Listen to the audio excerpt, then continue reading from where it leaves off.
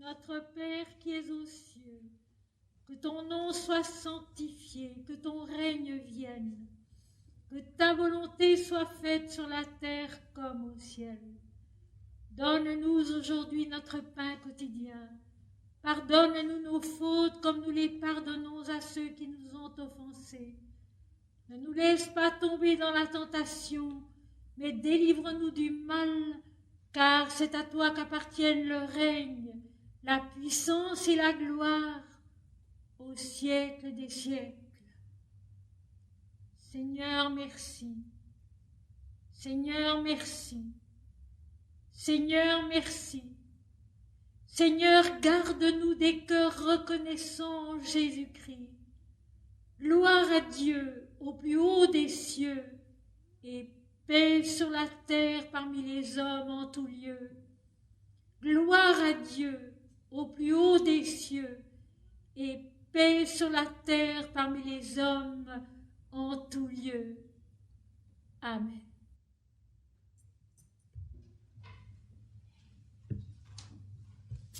Mes chers amis, ce soir, nous allons continuer le chapitre 15 de l'Apocalypse, mais auparavant, comme toujours, je vais vous lire 2 poèmes.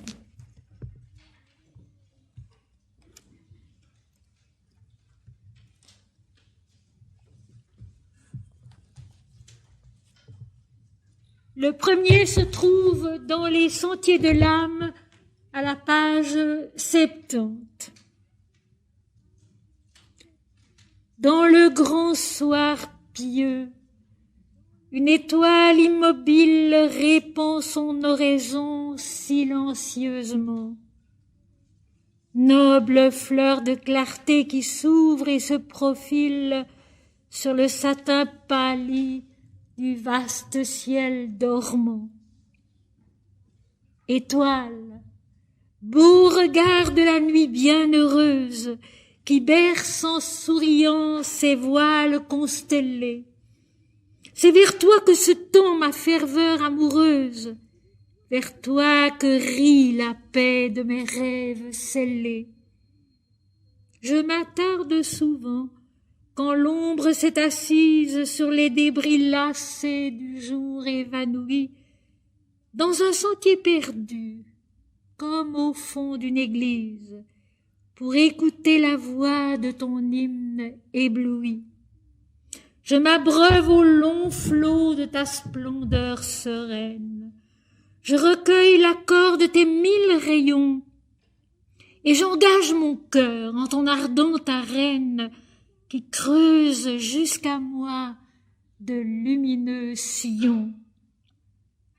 Alors, l'universel effleure ma pensée, l'embrasant au toucher de son vivant tison, et mon âme, à l'autel de son astre enlacé, connaît la pureté d'un total unisson. Alors, l'universel effleure ma pensée, l'embrasant au toucher de son vivant tison, et mon âme, à l'autel de son astre enlacé, connaît la pureté d'un total unisson. Et voici comme deuxième poème, un poème tiré du Voilier rouge, la seconde partie intitulée Les vitraux du Saint-Portique, qui assez merveilleusement fait écho au texte de l'Apocalypse que nous allons lire et interroger ensemble ce soir. Ces textes, ces prières qu'on ne comprend pas, qu'on ne comprend plus, qui ne vivent souvent plus en nous, qui n'ont peut-être jamais vécu en nous. Ces mots qui ont perdu leur lumière et leur force, leur vie. Cette loi dont Jésus disait « Vous en avez perdu le sens, vous en avez perdu la sève et la vérité. Eh bien, c'est un peu ça. Ce poème tiré du Voilier rouge, dans sa seconde partie, Les vitraux du Saint-Portique.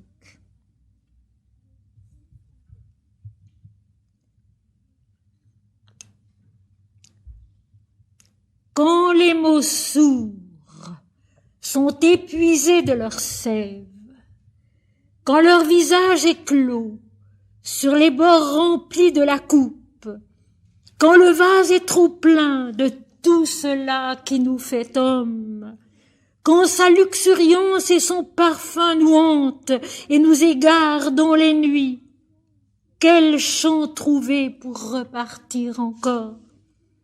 Quel cantique assez simple et pur pour dire un rêve qui n'a pas connu son matin. Il reste tant d'amour à dire. Il reste tant d'amour qui n'a pas découvert son chemin. À l'époque, mes amis, je n'avais pas encore travaillé l'Apocalypse, mais franchement, tous les mots y sont. Tous les mots de notre texte de ce soir y sont. Et c'est bien comme une sorte de pressentiment déjà dans la poésie de ce qu'allait être la découverte plus tard de l'Apocalypse.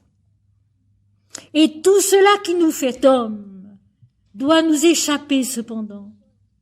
Il n'y a pas d'échelon net et pas de jalons élevés au seuil froid des colonnes. Et tout cela qui nous fait homme nous accompagne sous les porches.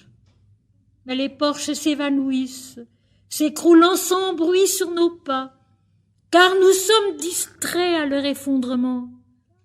Nous ne sentons que ce qui pèse, mais le poids qui use l'épaule ne dit pas le vrai chant des choses. Tout serait incompréhensible si tout n'était fatal. Il y a tant d'amour encore qui attend son chant dans les nuits. Et nous n'avons pour le défendre que ces mots déchus de leur jour, que ces mots déchus de leur jour, de leur lumière. Nous donnons des contours, des formes au vitrail d'un matin qui n'a plus d'horizon. Nous donnons à la pierre un muscle et sa vigueur. Or, tout cela nous alourdit encore quand c'est ailleurs que nous hélons. Mais nous aimons le chant qui s'endort à nos lèvres, et nous aimons la pierre et le vitrail où meurt la transparence auréolée d'un monde. Et nous les renions, durcis de notre argile, quand l'élan rayonnant qui les fit naître s'est effondré en nous. D'autres viendront, qui croiront à leur tour, et qui le recréeront avec leur cœur, ce chant neuf d'une offrande qui vit du seul amour de chaque instant.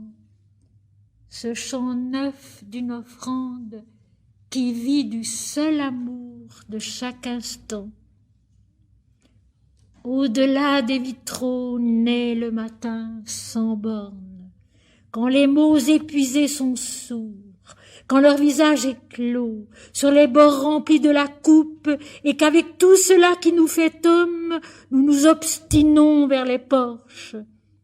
Car le but est ailleurs, où vit tout cet amour qui ne sait pas chanter encore, où vit tout cet amour assoiffé d'être à Dieu. Car le but est ailleurs, où vit tout cet amour qui ne sait pas chanter encore, où vit tout cet amour assoiffé d'être à Dieu. Mes chers amis, vous qui m'écoutez depuis bientôt 20 ans, vous savez que c'est cela l'Apocalypse, tout cet amour qui ne sait pas chanter encore, qui ne s'est pas vécu encore, la révélation de Dieu en l'homme.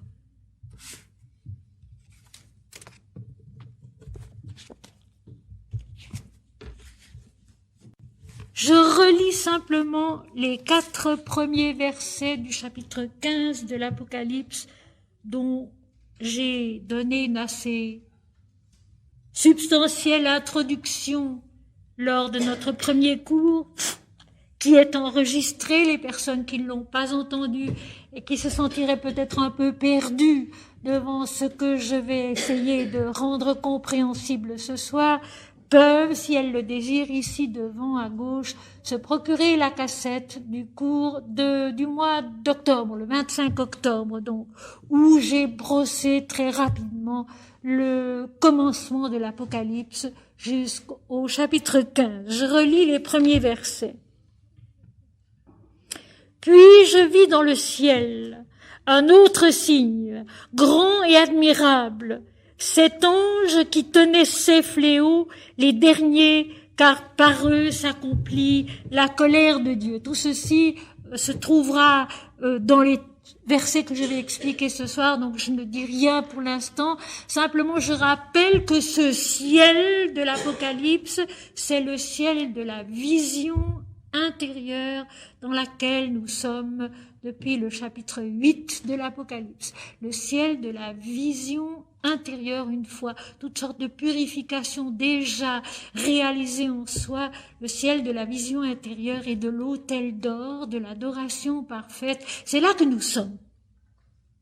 Nous sommes en réalité très au-delà de l'homme, de tout cela qui nous fait homme dans le poème. Nous sommes déjà très au-delà de l'homme dans la vision que Sri Aurobindo appellerait supraconsciente, supramentale, au-delà de la prépondérance absolue des dualités, dans ce ciel de l'esprit qui peu à peu nous attire à soi, nous aspire en soi et nous réenfante à l'unité divine de l'esprit. Et je vis comme une mer de verre mêlée de feu, et ceux qui avaient vaincu la bête et son image, le chapitre 13 et le chapitre 14 de l'Apocalypse, qui est donc la description prodigieusement exacte de l'inconscient et du subconscient, la bête qui monte de la mer qui est l'inconscient, la bête qui monte de la terre qui est le subconscient, l'image de ceux qui avaient vaincu la bête et son image, et le nombre de son nom, ce 666 qui est le nombre de l'inachevé, de l'imparfait, puisque 7 est le nombre de la perfection, debout sur la mer de verre, ayant des harpes de Dieu, le chant, l'allégresse de tout cet amour qui ne s'est pas vécu encore, qui ne s'est pas chanté encore, l'amour de Dieu. Et il chante le cantique de Moïse, le serviteur de Dieu, et le cantique de l'agneau en disant « Tes œuvres sont grandes et admirables, Seigneur Dieu Tout-Puissant. Tes voies sont justes et véritables, roi des nations. » Et nous savons que les nations, ce sont tous les plans de notre conscience et de notre vie qui est multiple et très complexe. Qui ne craindrait, Seigneur, et ne glorifierait ton nom, car seul tu es saint, et toutes les nations viendront et se prosterneront devant toi, parce que tes jugements ont été manifestés. Ta vérité a été vue. Tes jugements ont été manifestés. Le verbe grec employé, c'est phaino, qui veut dire faire apparaître, voir. La vision de la vérité. Nous sommes dans la vision de la vérité. Et la vision de la vérité, mes amis, c'est toujours Dieu seul. Le texte que je viens de relire, tes œuvres sont grandes et admirables, car toi seul tu es saint. La vision de la vérité, c'est toujours Dieu seul. Et non pas ceci, cela. Tant de choses qu'on raconte actuellement dans la vie mystique, soi-disant, de tant de gens. La vision de Dieu, la vision mystique d'ailleurs veut dire union, unité, avec le divin. La vision mystique, c'est toujours la vision de Dieu et c'est Dieu qu'elle concerne et absolument rien d'autre. Et l'Apocalypse, qui veut dire la révélation, c'est un mot grec qui veut dire la révélation. L'Apocalypse, c'est la révélation de Dieu en l'homme et non pas la révélation de ce qui va se passer sur la terre, malgré l'apparence des textes. ces textes prodigieusement puissants, comme la Genèse, comme l'Ancien Testament, comme les Védas, les Upanishads, l'Apocalypse, qui sont des textes de la révélation de Dieu en l'homme. Les évangiles sont l'enseignement qui permet de comprendre cette révélation. Mais ces textes-là sont vraiment les textes de la révélation de Dieu en l'homme, où il ne s'agit que de la purification de l'homme et de son accomplissement en l'éternel Dieu, de son accomplissement dans la seule vérité qui soit l'unité divine de l'Esprit rayonnant. Je continue maintenant le chapitre 15, qui n'est pas bien long. Il y a encore les versets 5 à 8. Après cela, presque chaque séquence de l'Apocalypse commence par ces mots « après cela ». Il s'est passé beaucoup de choses dans la vision que Jean a reçue à Patmos, et après, il se passe de nouveau autre chose. Et je répète ce que j'ai souvent dit déjà, la vie intérieure, la vie de la vision, elle est active, elle n'est pas passive. Une lumière vient, un ange vient, et puis un autre, et puis une autre lumière, et encore autre chose. Et chaque fois, la révélation nouvelle qui vient complète tout ce qui précède. C'est pourquoi quand on interroge un texte tel que celui-là, il faut non seulement se souvenir toujours de tout ce qui précède, mais il faut aussi se souvenir de tout ce qui précède dans la Bible depuis la Genèse. Parce que l'Apocalypse explique la Bible entière, la Genèse et les livres qui suivent.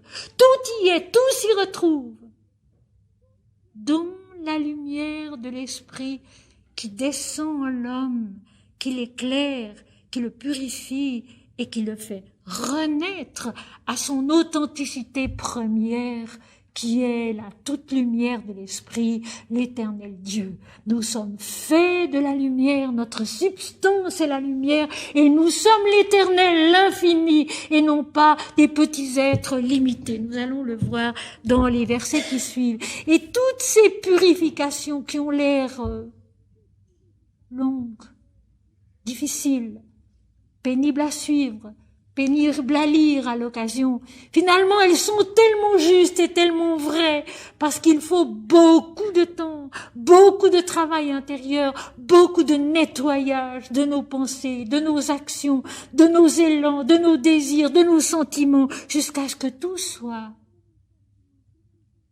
la place de la ville, d'or pur, transparente comme du cristal. Chapitre 21 de l'Apocalypse, verset 22, la place de la ville qui est d'or pur comme du verre transparent. C'est cela, notre conscience qui doit devenir transparente de Dieu seul. Il y faut donc beaucoup de temps. Nous sommes tout de même assez informés sur nous-mêmes à présent pour savoir que cette transparence-là, elle est difficile à obtenir et encore beaucoup plus difficile à maintenir. Il y faut donc tout ce minutieux nettoyage, toutes ces explications très claires qui permettent de comprendre tout ce qui doit être transformé, purifié, rendu à Dieu, rendu à Dieu, notre origine, notre croissance, notre devenir, et notre fin. Tout est un et tout est Dieu. Après cela, je regardais, voir. Puis tout à l'heure, au début du chapitre 16, nous allons entendre « j'entendis » et « j'entendis ». Donc voir, entendre. Toujours les deux éléments inséparables de la vie mystique. Voir et entendre. En sanskrit, yantra mantra, les deux éléments inséparables de la vie mystique, voir, reconnaître la présence qui est en nous, qui s'affirme, vu ou pas vu, mais qui est ressenti comme étant là, une présence, et puis ensuite entendre, c'est-à-dire comprendre. Et voilà pourquoi je dis toujours aux personnes qui me racontent qu'elles ont vécu ceci, vécu cela, et qu'elles ne savent pas ce que ça veut dire, je réponds toujours, attendez, si c'est vrai, si c'est authentique, la compréhension viendra. Voir, entendre, reconnaître et comprendre. Mais ça vient du fond de nous-mêmes, ça ne vient pas de quelqu'un d'autre. Parce que Dieu est en nous et que le vrai maître, le seul maître, il est en nous, c'est Jésus-Christ, c'est Dieu lui-même. Jésus qui dit, moi et le Père, nous sommes un. Je regardais. Alors écoutez bien, chaque mot a son poids. Chaque mot a son importance. Et l'autre fois, j'ai comparé donc ce travail à celui qui étudie une partition de musique. De Beethoven, par exemple, où chaque note a son importance. On ne peut pas travailler à fond une œuvre de musique sans donner son importance totale à la dernière quadruple croche aussi. Chaque mot a son importance. Chaque accord a son importance. Il faut s'arrêter à tout pour bien pénétrer, pour bien comprendre, ou pour employer les termes de Jésus lui-même, pour que sa parole pénètre en nous. Jésus reproche à un moment donné aux pharisiens ceci en leur disant « Ma parole, mon enseignement ne pénètre pas en vous. » Il faut que la parole pénètre en nous. Il faut que nous devenions la parole. Et pour devenir la parole, il faut l'écouter, la relire, la reprendre souvent, comme ces moines russes du XVIIe et du XVIIIe siècle qui traversaient toutes les Russies en lisant chaque jour un évangile entier et qui reconnaissaient qu'au début, ils n'y comprenaient rien du tout et que peu à peu, par la grâce de l'Esprit, ils comprenaient. Et ils comprenaient toujours davantage et toujours mieux. Ou bien, pour prendre un exemple beaucoup plus proche de nous, Sri Aurobindo, dans les 12 dernières années de sa vie, qui a réécrit jusqu'à 8 fois son grand poème Savitri avec circonflexe qui est donc l'aube et non pas le soleil. 8 fois. Chaque fois qu'il avait lui-même progressé, qu'il était monté plus haut dans l'échelle de la conscience et de la compréhension, il réécrivait tout son poème parce que son poème ne correspondait plus à ce qu'il avait conquis, à ce qu'il avait vu et entendu. Laissez la parole de vérité nous pénétrer pour la devenir.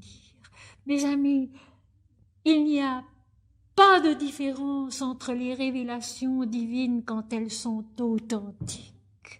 Et il n'y a pas non plus de différence entre la façon de les vivre, de les apprendre. Il ne s'agit pas de retenir des données, il s'agit de vivre, de devenir pour naître à la vérité qu'elles expriment. C'est tout. C'est tout. C'est tellement plus simple, dirait Sri Aurobindo, mais aussi tellement plus difficile. C'est tellement plus simple, mais aussi tellement plus difficile, parce que c'est ça l'exigence de la lumière qui nous habite. L'exigence de la lumière qui nous habite. L'exigence de la vérité qui est notre nostalgie, notre soif depuis le fond des millénaires et jusque dans l'éternité.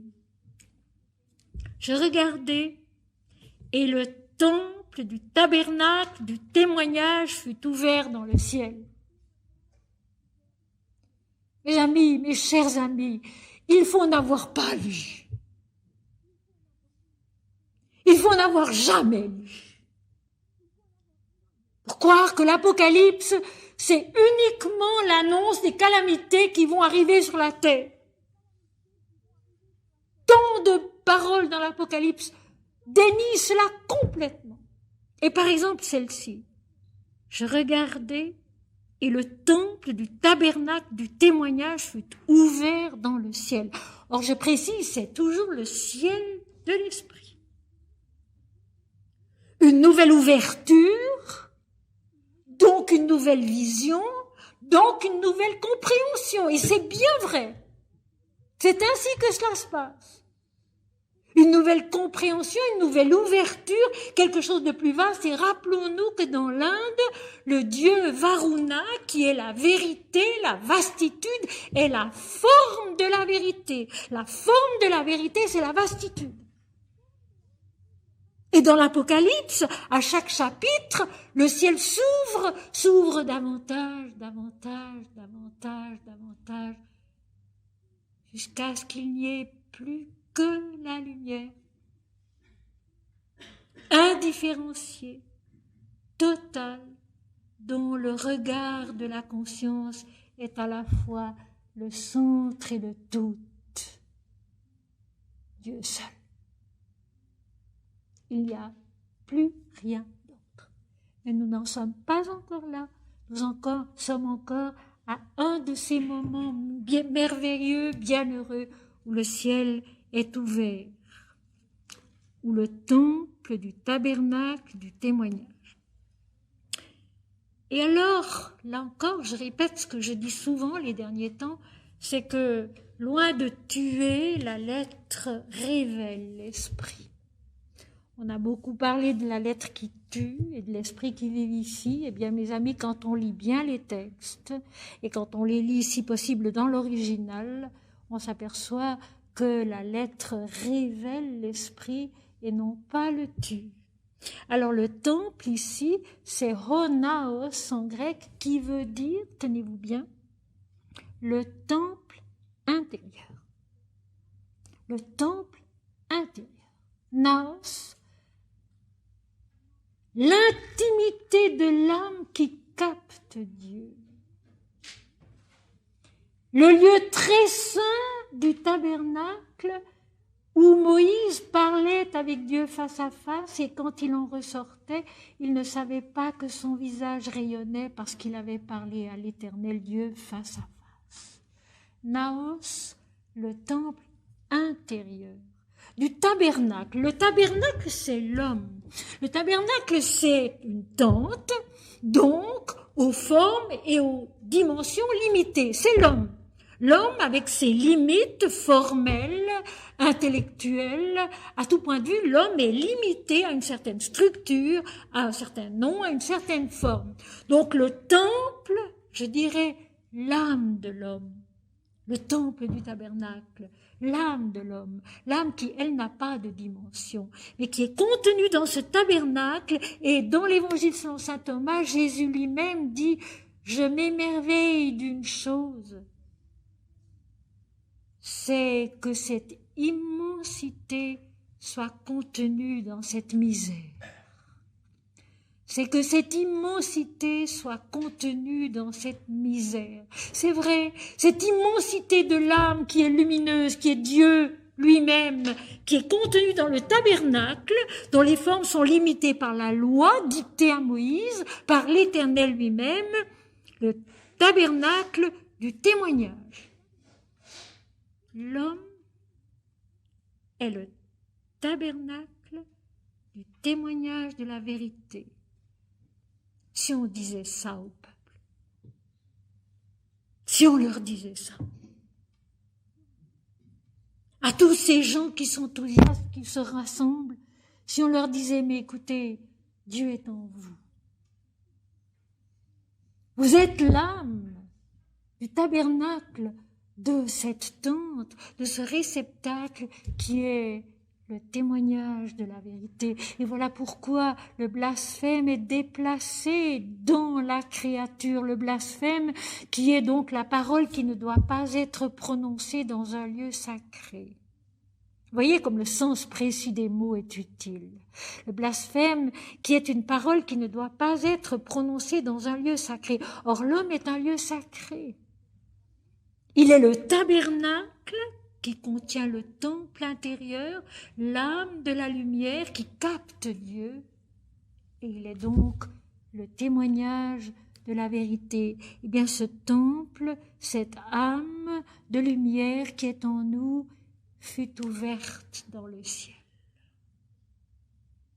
Dans l'extase, mes amis, ce n'est pas une lumière qui vient de quelque part, au-dessus ou au-dehors de nous, mais du fond de nous-mêmes. En réalité, si on voulait être juste et précis, on dirait une lumière qui se lève à l'intérieur de nous-mêmes, du fond de nous-mêmes, du plus haut de nous-mêmes peut-être, mais du fond de nous-mêmes. Le ciel ouvert de l'esprit en nous.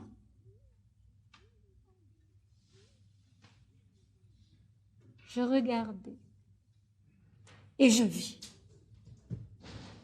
Je vis une nouvelle révélation de ce temple de Dieu qui est en nous et qui est l'âme remplie de lumière.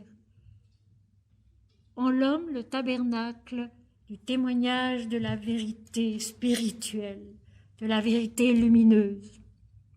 Et les 7 anges qui tenaient les 7 fléaux sortir du temple, donc de l'intérieur même de l'âme qui voit, de la lumière divine qui voit en nous, revêtus d'un lin pur, éclatant, et ayant des ceintures d'or autour de la poitrine, toujours ces mêmes éléments. Revêtus d'un lin pur, la blancheur de l'esprit. La couleur du divin, c'est le blanc. La blancheur de l'esprit. Revêtus de lin pur, éclatant, la lumière éclatante de l'esprit, de la vérité, et ayant des ceintures d'or, toujours l'or qui est incorruptible, l'incorruptibilité de la matière elle-même, autour de la poitrine, le cœur qui représente l'être entier. Donc, la ceinture d'or autour de la poitrine qui représente l'incorruptibilité de la créature, de la création. Et nous retrouvons cela en Inde avec le dieu Vayu, la puissance du vent, la force matérielle, Vayu, l'incorruptibilité de la création elle-même, les 7 chandeliers d'or, les 7 plombs de la conscience et de la vie, au milieu desquels marche celui qui ressemblait à un fils d'homme. Tout cela est tellement merveilleux, mes amis.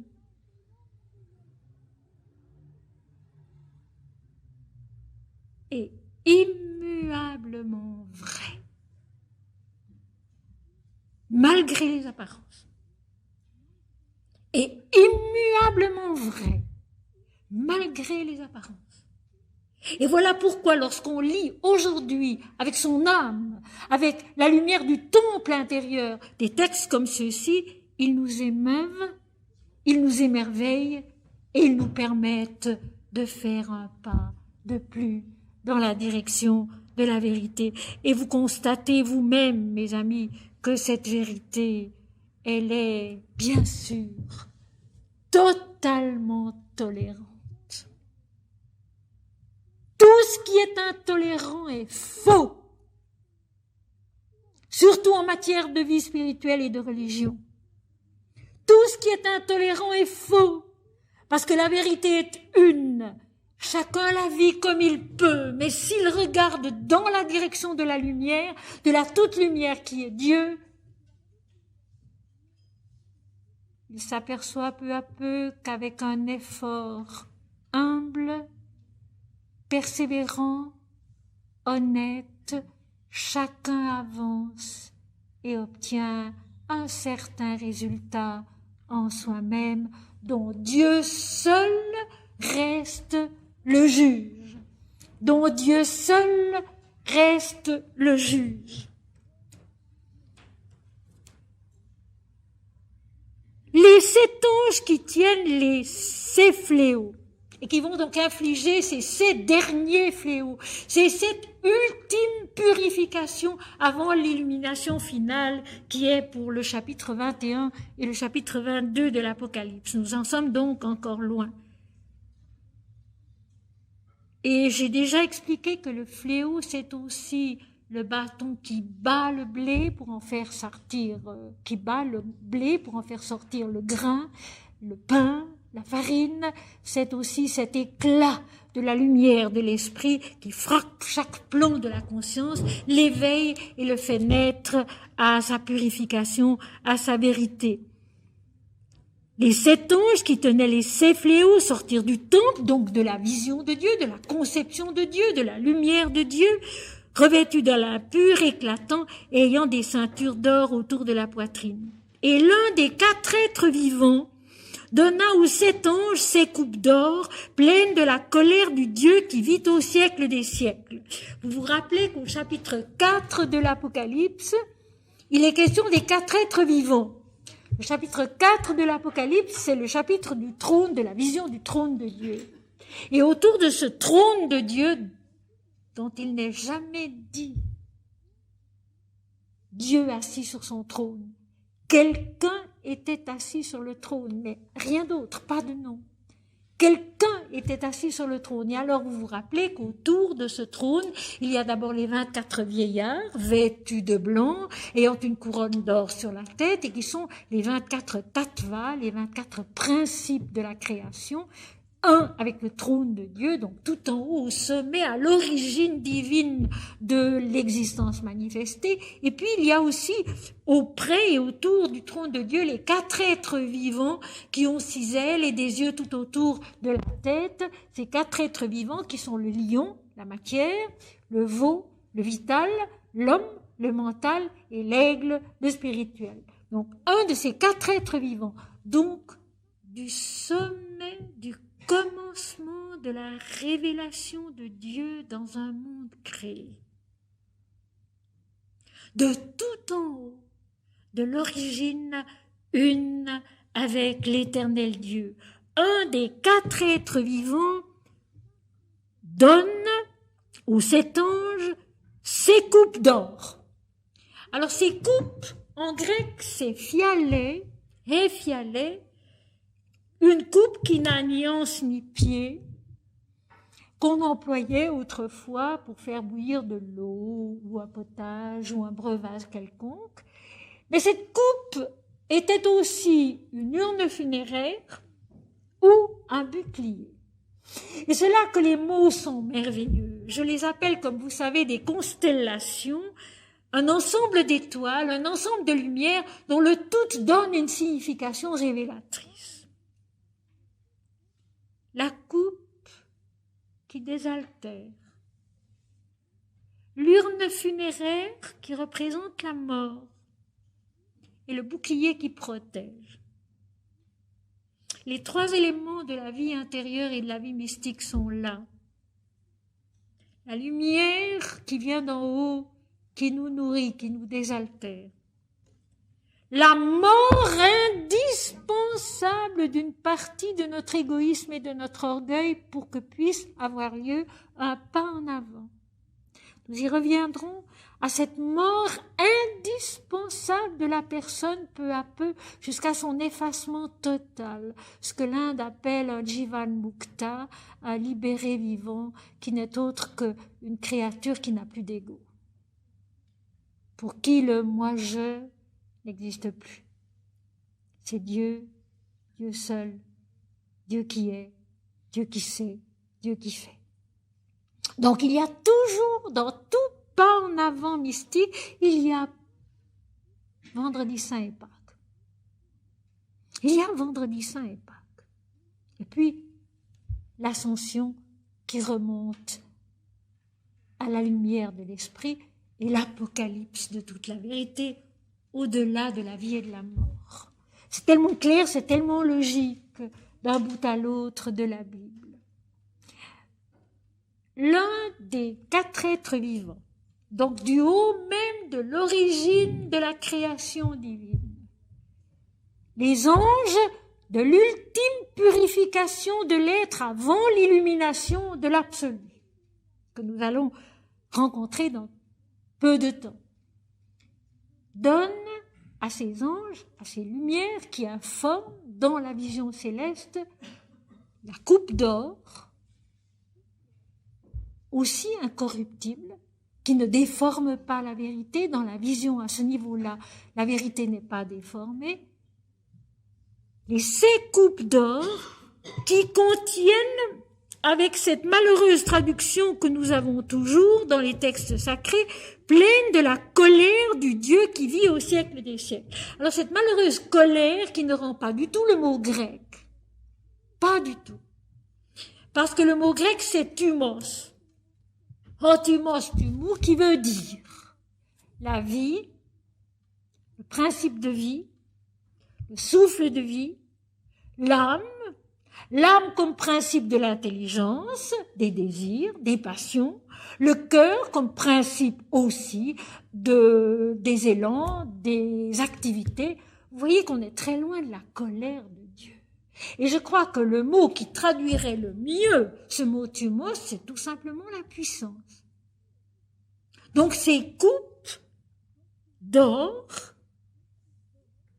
incorruptibles qui contiennent la puissance de Dieu, et c'est beaucoup plus vrai quand on pense à la suite, qui contiennent la puissance de Dieu, cette puissance qui va une fois de plus être versée sur chacun des plans de la conscience et de la vie pour les purifier, les transformer, les éveiller, les enfanter plus haut à la connaissance de l'esprit.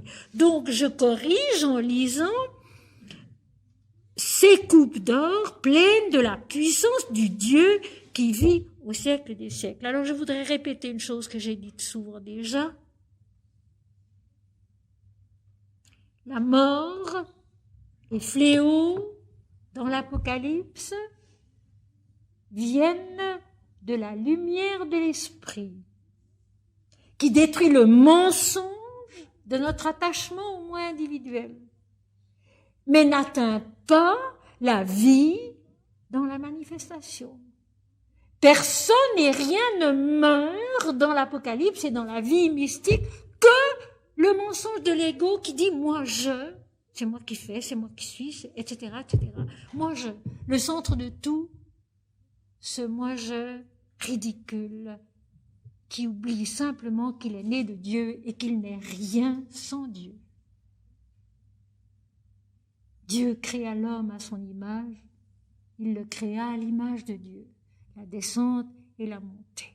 Ce moi individuel qui oublie tellement et toujours à nouveau qu'il n'est rien sans Dieu, dont il est l'image, dont il est le témoignage de vérité.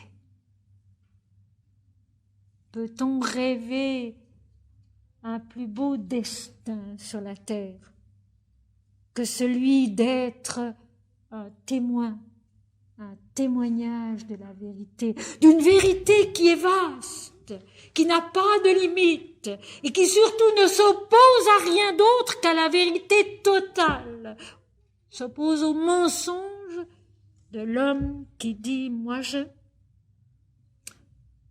de la foi qui dit « moi seul je sais ». Personne ne sait rien sans être mort à soi-même. Personne ne sait rien sans être mort à soi-même.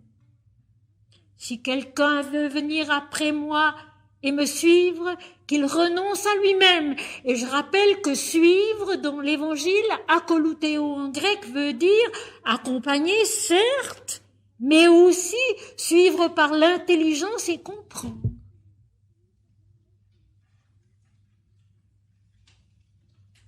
Sri Ramakrishna au siècle dernier, le merveilleux Sri Ramakrishna de l'Inde, disait « Il n'y a pas de connaissance véritable sans samadhi, c'est-à-dire sans extase. » Et il entendait par là l'extase suprême où il n'y a plus que l'absolu, où l'homme a disparu.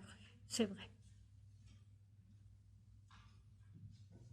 Personne ne sait rien sans être mort à soi, c'est-à-dire tout simplement sans s'oublier pas à pas. Ça, c'est une chose que chacun peut essayer de faire et de réussir avec patience et avec persévérance. En toutes circonstances, non pas moi, Seigneur, mais toi, toi seul. Mourir à soi, c'est ça. S'oublier soi-même. Pour quelque chose, pour quelqu'un, on n'est jamais si heureux que quand on s'oublie vraiment pour quelque chose ou pour quelqu'un. Rappelons-nous, on n'est jamais si heureux que lorsqu'on s'oublie soi-même pour quelque chose ou pour quelqu'un. Et ça, c'est un petit exercice qu'on peut s'efforcer de faire tous les jours et peu à peu, toujours. Remplis ces coupes d'or, les 7 anges, avec leur coupe qui leur vient de l'origine de la création, autour du trône de Dieu, de l'origine de toute la révélation. Remplis de la puissance de l'éternel Dieu, celui qui vit au siècle des siècles, celui qui n'a ni naissance, ni mort, ni commencement, ni fin. Et le temple fut rempli de fumée, à cause de la gloire de Dieu et de sa puissance. Alors ici, la traduction n'est pas bonne, parce qu'en réalité, le grec dit « ektes doxes touteu, kai tes dynameos autou ». Donc, en réalité, ceci. Le temple fut rempli de fumée à cause de la vérité divine qui sort de ce temple. Le temple fut rempli de fumée à cause de la gloire de Dieu par cette vérité, cette puissance de Dieu qui agit en lui. Pourquoi la fumée? Pourquoi tout d'un coup toute cette lumière qui se voile? Eh bien, justement, la suite du verset le dira, parce que le moment n'est pas encore venu. Toute la purification n'est pas faite. Le moment n'est pas encore venu de l'illumination finale. Personne ne pouvait entrer dans le temple jusqu'à ce que les 7 fléaux des 7 anges fussent accomplis. C'est très clair. Jusqu'à ce que les 7 purifications, les 7 dernières purifications des 7 anges qui sont sortis du temple soient accomplies. Personne, c'est-à-dire le moi individuel, n'entre pas dans la vision. Et ça, c'est peut-être quelque chose que vous pouvez noter, parce que c'est très important, difficile à comprendre, difficile à retenir aussi. Le moi individuel, l'ego, n'entre pas dans la vision. C'est le moi immortel, c'est Dieu en nous qui voit, c'est Dieu en nous qui entre dans la vision, c'est Dieu en nous qui va réaliser l'illumination en nous. Mais ce n'est pas le moi individuel. Le moi individuel, lui, il a déjà disparu, il est dépassé. Ce que l'Exode disait déjà, l'Éternel parlant à Moïse, « Nul ne peut me voir et vivre ». C'est-à-dire que ce n'est que au-delà du moi individuel que la vision de Dieu est possible. Personne ne pouvait entrer dans le temple jusqu'à ce que les 7 fléaux des 7 anges fussent accomplis, jusqu'à ce que toute la purification soit terminée sur les 7 plans de l'existence et de la vie, dans la conscience de la créature, et que l'illumination soit possible parce que il n'y a plus personne. Dieu seul. L'homme libéré de soi qui peut s'accomplir dans la plénitude de la lumière. Et cette fois-ci, chapitre 16, verset 1, « Et j'entendis ». Tout à l'heure, je regardais, et maintenant, j'entendis. Une voix forte, la voix forte que nous connaissons dans l'Apocalypse, qui est la certitude tout simplement de la vérité. Cette voix forte dans les textes révélateurs, c'est la certitude de la vérité, la certitude que ce qui est vu et entendu est vrai, et non pas une illusion, une imagination du mental égoïste. Comment peut-on avoir cette certitude?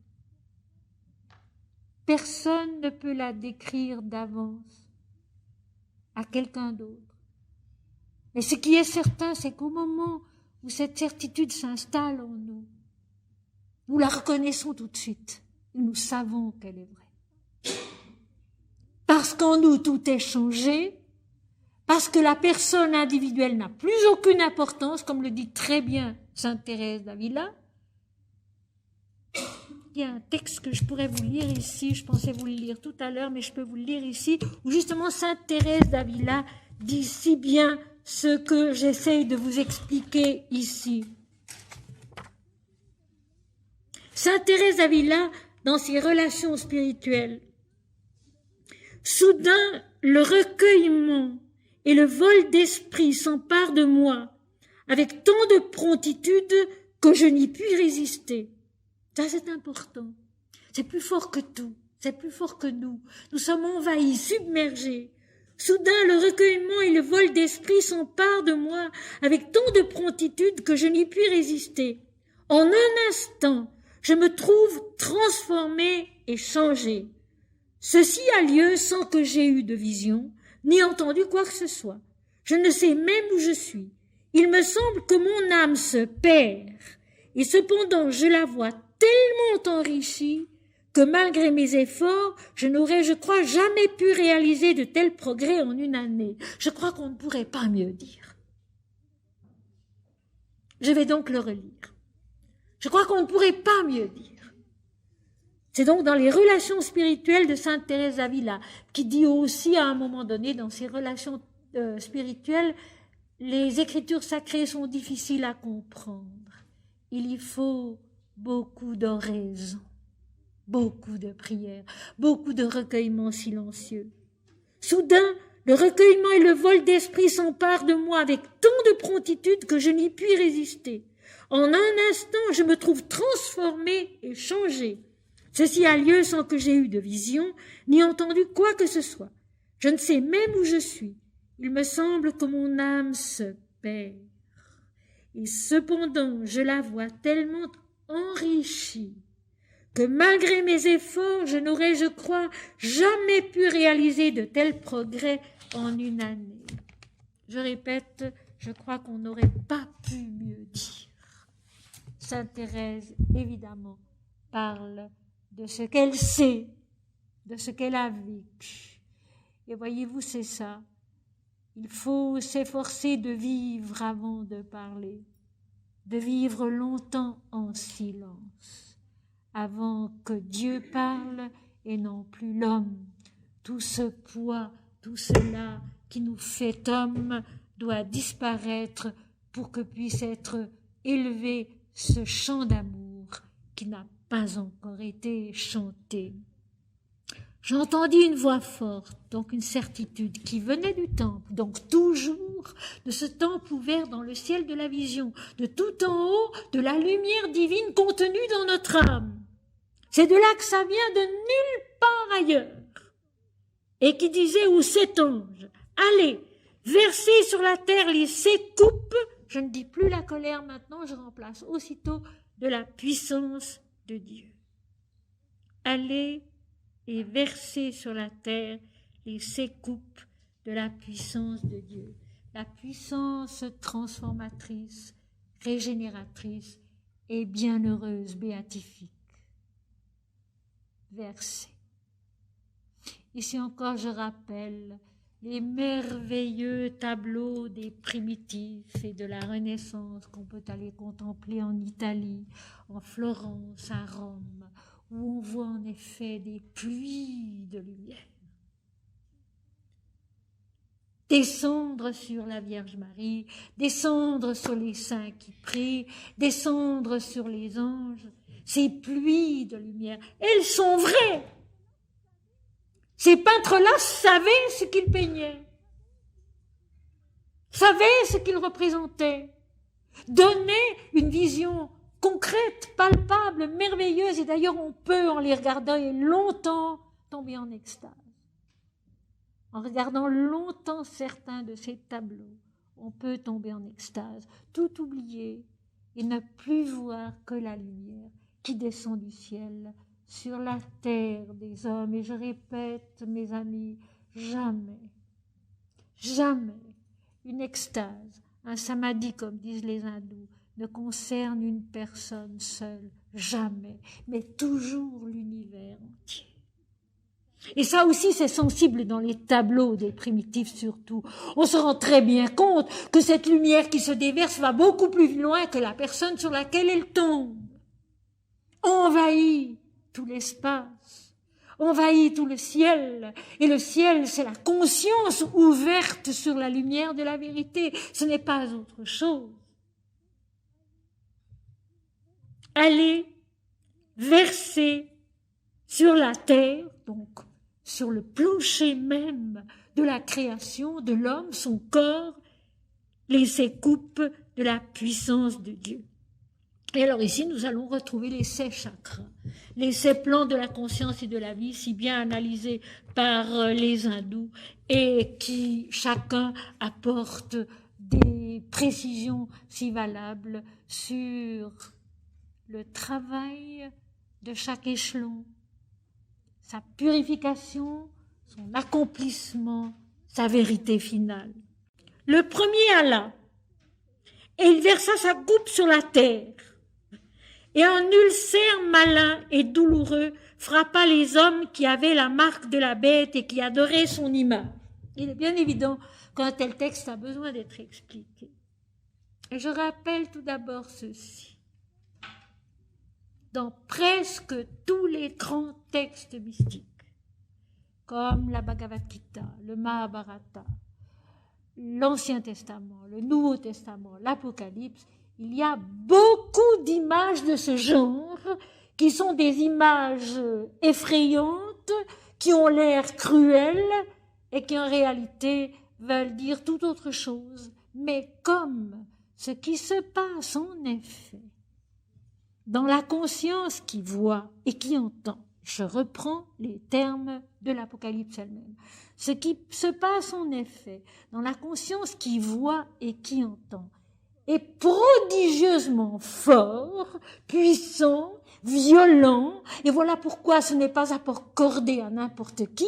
Il faut en avoir la force, et je dirais même, il faut avoir des nerfs de fer pour supporter cette intrusion de l'esprit qui nous change.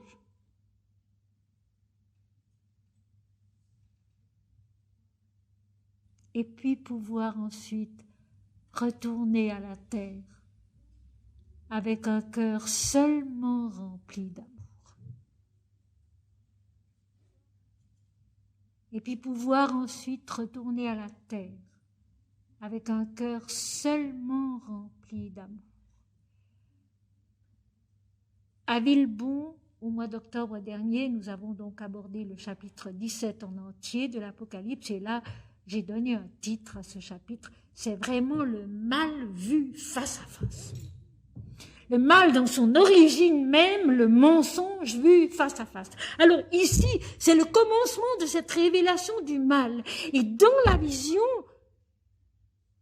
apparaît le mensonge de l'homme, le mensonge de la vie, l'illusion qu'il faut dépasser, l'illusion qu'il faut reconnaître pour pouvoir la dépasser, la vaincre. Rappelez-vous, dans les 7 lettres de l'Apocalypse, à celui qui vaincra, à celui qui vaincra, à celui qui vaincra, il n'est jamais dit quoi.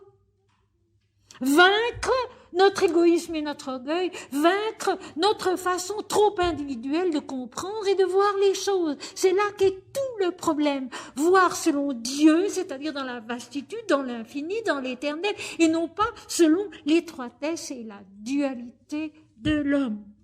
Alors cet ulcère malin, l'ulcère c'est une blessure. Malin et douloureux. Alors ici l'adjectif douloureux est faux. Poneros en grec ne veut pas dire douloureux, mais quelque chose de beaucoup plus grave, de beaucoup plus explicite. Quelque chose que Mananda Mayi disait elle-même souvent dans son enseignement. Poneros veut dire pervers, c'est-à-dire qui déforme, qui fausse. Laid, mauvais, méchant, mal formé, pénible, fatigant. C'est parfaitement vrai. Pervers. Poneros veut dire pervers. L'ulcère, c'est la blessure. Et cette blessure, dans un terme grec un peu plus loin que nous allons rencontrer, s'avère être la cicatrice, la marque laissée par une morsure. Et ce sera la morsure de la bête qui monte de la mer, la bête qui monte de la terre. Donc la morsure du mensonge, de l'inconscient et du subconscient. Ratifiée par le mental infidèle à son origine, qui est Dieu, à son rôle, qui est de refléter Dieu seul, de révéler, de témoigner de la vérité. Le mental, qui à un moment donné, c'est expliqué dans les chapitres 13 et 14, donne son autorité à la bête. Satan, qui est le mental, l'ego centré sur soi, et qui se croit libre d'agir et de faire comme il veut, comme il entend, qui donne son autorité à la bête. Donc le mental, qui devrait être révélateur de Dieu, donne son autorité, son assentiment à l'inconscient et au subconscient et à l'image du subconscient qui est adorée par tout le peuple, par tous les peuples. Donc toute cette perversion de la vérité qui est maintenant dans l'extase révélée, elle apparaît sur l'homme, dans la vision. N'oublions pas, nous sommes dans la vision, qui révèle le mal, qui révèle l'erreur et qui en même temps va la dépasser, va la transformer en vérité par la mort d'une partie de l'ego de l'homme centré sur soi. Ainsi, il faut bien comprendre ce passage. Le premier Allah, et il versa sa coupe sur la terre, donc sur le corps, sur le premier plan, Muladhara, le corps de l'homme, le premier chakra, et un ulcère malin et douloureux, donc pervers, frappa les hommes qui avaient la marque karagma, qui est donc la cicatrice laissée par une morsure, la marque de la bête et qui adorait son image, cette image de la bête qui accomplissait des prodiges, le culte de l'ego. Donc apparaît sur la matière elle-même, sur la terre, sur le corps de l'homme, le signe du mensonge, de ce mensonge qui est simplement d'être centré sur soi, ce que ce vieux disciple de Sri Ramakrishna avait répondu une fois à un occidental qui lui avait posé la question, mais qu'est-ce que le péché? Ce faux pas qui fait manquer sa victoire au cheval, le péché, c'est de dire « je suis ce corps ». Eh bien, nous y voilà. L'ulcère pervers, cette perversion, ce mensonge qui apparaît même sur le corps de l'homme, pénible, fatigant, à supporter, c'est vrai, c'est le mensonge qui dit « moi je ». L'ange qui déverse la puissance de la lumière divine, révélatrice et transformatrice, de la coupe d'or, de la vérité inaltérable, fait se révéler dans la vision le mensonge de l'homme à sa base, je suis ce corps.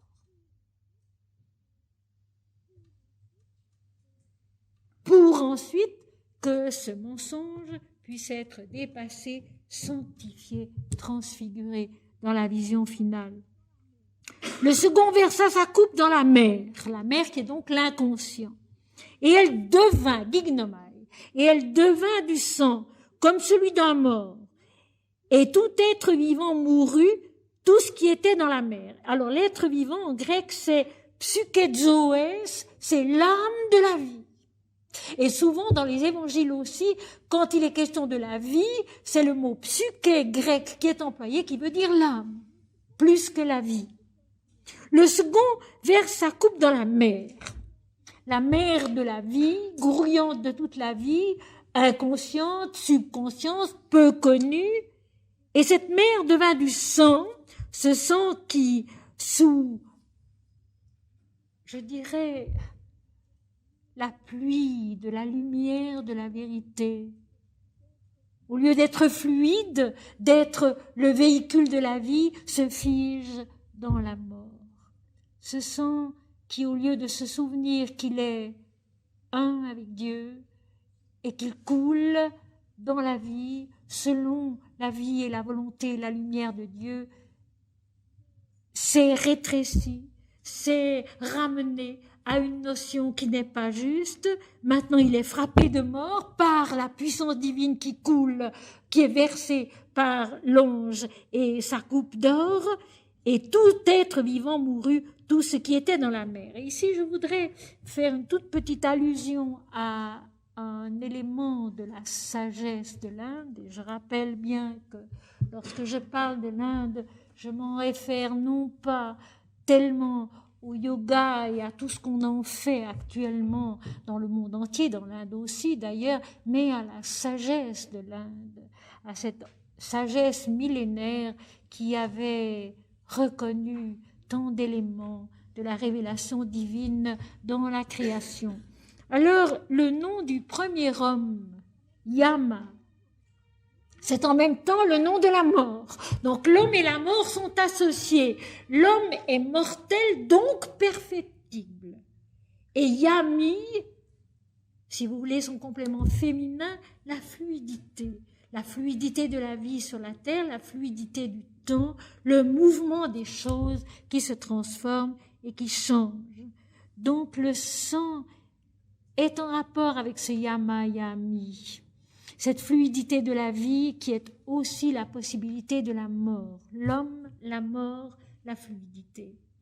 La mer dans laquelle grouille la vie, qui se fige sous l'effet de l'éblouissement, de l'éclat de la lumière de l'esprit et où meurt tout ce qui n'est que la conception de la vie dans une forme et un nom qui passent et non pas la vie de l'éternel Dieu.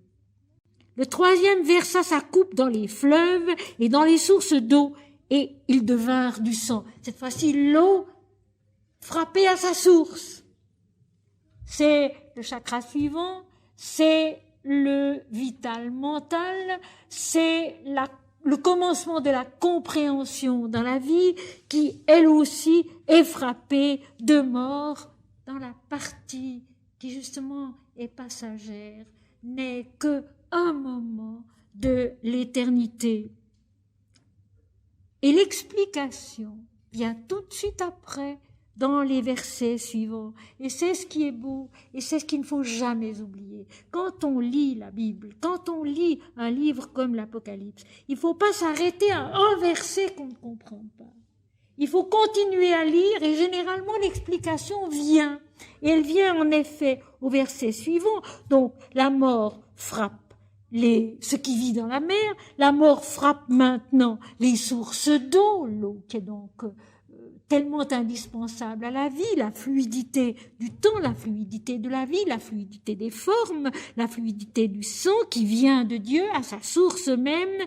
Elles deviennent du sang, elles deviennent sous l'éclat de la lumière révélatrice et purificatrice, la mort de ce qui doit disparaître de la conscience. Et j'entendis l'ange des eaux qui disait, l'ange des eaux, l'ange de la fluidité de la vie dans la création. Parce que la vie dans la création est fluidité. Tout coule, tout passe, tout évolue, tout change constamment. Il y a cette continuité que le mot fluidité rend très bien. Tu es juste, toi qui es et qui étais, tu es saint parce que tu as exercé ce jugement, car ils ont versé le sang des saints et des prophètes, et tu leur as donné du sang à boire, et ils en sont dignes. Et j'entendis l'autel qui disait, oui, Seigneur Dieu Tout-Puissant, tes jugements sont véritables et justes. Alors ici aussi, il faut essayer de comprendre en se laissant pénétrer par le texte et en se laissant élever par le texte à un niveau plus élevé, plus vrai, plus juste, qui doit être toujours plus vaste que notre conception habituelle des choses, plus pure, plus généreuse aussi, embrassant toute la vie et n'excluant que le mensonge de l'homme qui dit « moi je ». C'est la seule chose d'ailleurs qui sera exclue aussi à la fin de l'Apocalypse, de la ville sanctifiée, de la Jérusalem nouvelle. Une seule chose est exclue, c'est le mensonge du moi individuel qui dit « moi je ». J'entendis l'ange des eaux qui disait, l'ange de la fluidité de la vie, l'ange des eaux, l'ange du sang aussi qui coule dans nos veines. Tu es juste. Toi qui es et qui étais, tu es saint parce que tu as exercé ce jugement. Tu as enfanté les 2 premiers plans, les 3 premiers plans de l'existence et de la conscience à une pureté plus grande. Tu as détruit en ces 3 premiers plans ce qui s'opposait à ta sainteté, à ton universalité. Tu es juste toi qui es et qui étais, toi qui es depuis toujours, toi qui es actuellement, et puis dans d'autres textes, toi qui seras à jamais, parce que tu as exercé ce jugement. Le jugement de Dieu, le dernier jugement par exemple, ce n'est pas une division en 2, en juste et en injuste, en bon et en mauvais. C'est un ultime enfantement à la vision de l'unité divine en toutes choses. Le jugement de Dieu, c'est ça, et ce n'est jamais autre chose. Dans l'éternité, il n'y a pas de dualité, c'est l'infini, c'est l'immuable, c'est la toute lumière sans faille. L'océan de lait indifférencié dont parlent les hindous, la mer de verre dont parlait tout à l'heure le début du chapitre 15 de l'Apocalypse. Le jugement de Dieu, ce n'est jamais une division en 2. C'est une réunification. Enfanter le 2 à l'un, et ceci nous le trouvons dans l'Évangile selon saint Thomas, au Logos 106, si vous faites le 2 1, alors c'est vous les fils du Père le vivant, c'est vous, le Fils unique de Dieu, de qui est née toute la création et en qui subsiste et grandit toute la création qui va renaître à l'éternel, à l'infini. Tu es juste, toi qui es et qui étais, toi qui es l'éternel Dieu, le Tout-Puissant, parce que tu as exercé ce jugement, tu as mis fin à une erreur et tu as ouvert la possibilité à une transformation, à une transfiguration, pas à pas. N'oublions pas cela, mes amis. L'Apocalypse de la vérité, la révélation de Dieu en l'homme, c'est un pas à pas persévérant, un pas après l'autre, une purification après l'autre, une compréhension après l'autre, une vision après l'autre, lentement, très lentement, dans la joie, dans la confiance, de l'amour, parce qu'il faut beaucoup d'amour, pas d'un amour dont on parle à tout venant comme on le fait maintenant, mais d'un amour calme et silencieux. Un amour qui est une nourriture de l'âme et la lumière du cœur. Un amour calme et silencieux qui avance, qui va en regardant très haut, très loin, dans la lumière de l'esprit qui est la vérité divine. Tu es juste et tu es saint, Essayente, parce que tu as exercé ce jugement. Car ils ont versé le sang des saints et des prophètes. Verser le sang des saints et des prophètes, il n'y a pas besoin de commettre un meurtre pour cela. Nous le faisons, nous aussi, sans commettre aucun acte spectaculaire. Nous revenons ici au verset 31-32 du chapitre 12 de l'Évangile selon saint Matthieu. Le Christ qui dit « tout péché et tout blasphème sera pardonné à l'homme ». Le péché, le blasphème contre le Fils de l'homme sera pardonné, contre le nom particulier du Fils de l'homme sera pardonné. mais le blasphème contre l'Esprit ne sera pardonné ni dans ce siècle, ni dans le siècle à venir, parce que renier l'Esprit, c'est renier la vie même. C'est nous renier nous-mêmes et tout le devenir qui est en nous, qui attend en nous à venir radieux et bienheureux. Ils ont versé le sang des saints et des prophètes. Le prophète qui est celui qui parle au nom de l'Éternel Dieu, pas celui qui annonce l'avenir, mais celui qui parle au nom de l'Éternel Dieu. Le prophète en nous, qui est le langage de la vérité, et les saints, ceux qui, ayant eu la vision de la vérité, l'accomplissent sur la terre, ils ont versé ce sang-là.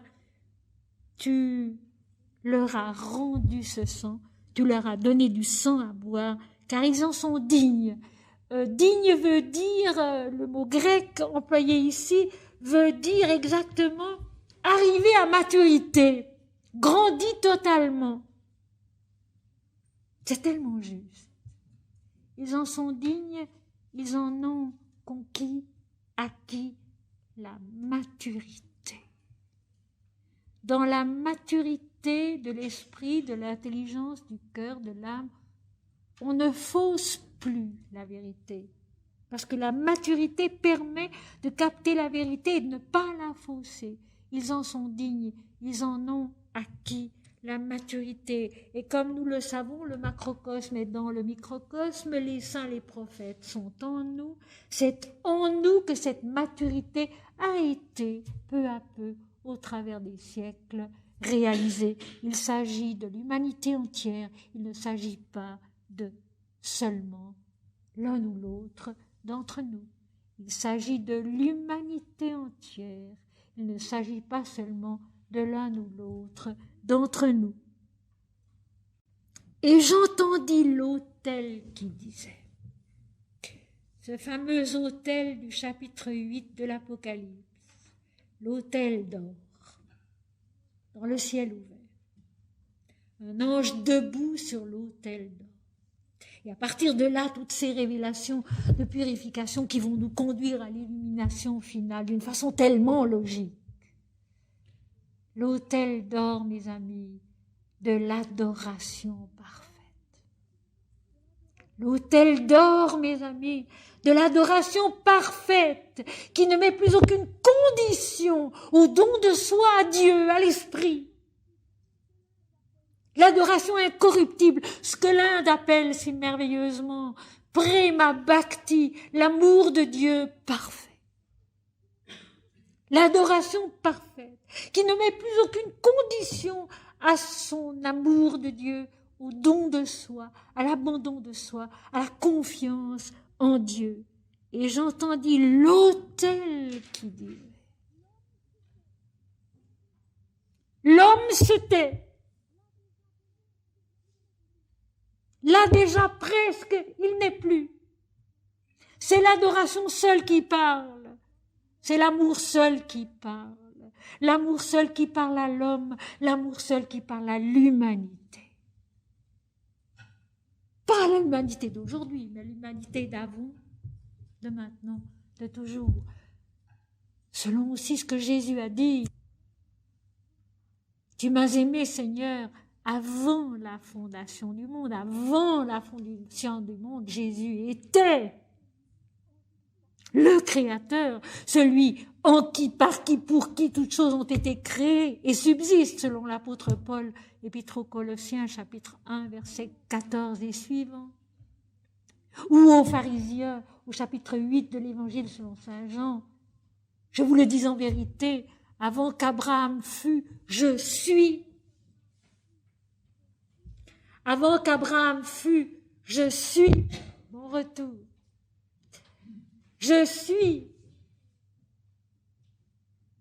l'autel d'or dans le ciel ouvert, l'adoration parfaite de Dieu seul, donc aussi l'amour total de l'humanité entière, avant, maintenant, toujours. Oui, Dieu Tout-Puissant, tes jugements sont véritables et justes. C'est toi seul qui sais, c'est toi seul qui es, c'est toi seul qui fais. C'est toi seul qui sais, c'est toi seul qui fais, c'est toi seul qui es. Non pas moi, Seigneur, mais toi, toi seul. Et j'aimerais terminer là-dessus en vous lisant un tout petit passage de mon journal spirituel. 31 janvier 1966. 31 janvier 1966, page 129 du journal spirituel. La voix sainte. Faire en silence et sans murmure ce que d'autres méprisent ou négligent. Éclairer par son exemple le chemin de la perfection ouvert à tous. Ne point rechercher la grâce intérieure de l'extase ou de la béatitude, mais garder haute dans son cœur la flamme vive qui veille sur la fidélité et sur l'amour. Ne point rechercher la grâce intérieure de l'extase ou de la béatitude, mais garder haute dans son cœur la flamme vive qui veille sur la fidélité et sur l'amour. Ne jamais diviser les hommes. Ne jamais diviser les hommes, mais les rassembler sous le sceptre de la compréhension et de la bienveillance, sans distinction de classe ou de croyance, dans l'accomplissement de l'œuvre parfaite qui vient de l'Éternel. Telle est la définition et tel est le but de toute Église. Ne s'irriter de rien ni de personne, sachant que la vie tout entière fait éclater la gloire du Seigneur. Être l'instrument toujours docile sous la main du Maître, sans autre volonté que de lui obéir parfaitement.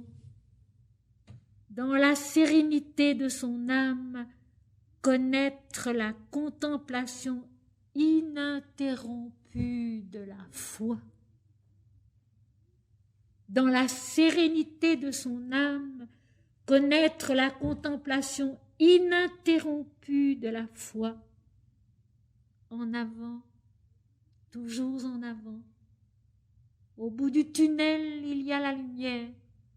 Au bout du combat, il y a la victoire. Au bout de l'amour, il y a Dieu. Devise sainte. La patience, la vérité, l'amour. Devise sainte. La patience, la vérité, l'amour. La patience comporte la douceur et la paix. La vérité comporte la rigueur et la sincérité. L'amour comporte l'oubli et le don de soi total dans la joie. Et la joie, c'est le divin Créateur vivant et agissant en nous.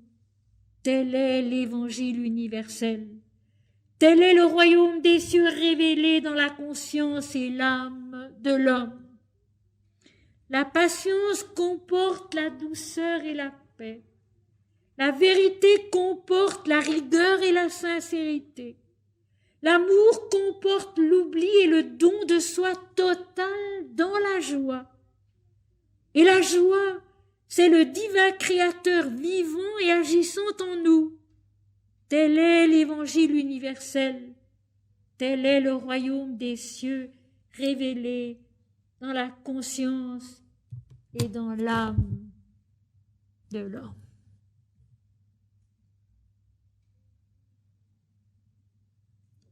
Heureux les mendiants de l'esprit, car le royaume des cieux est à eux.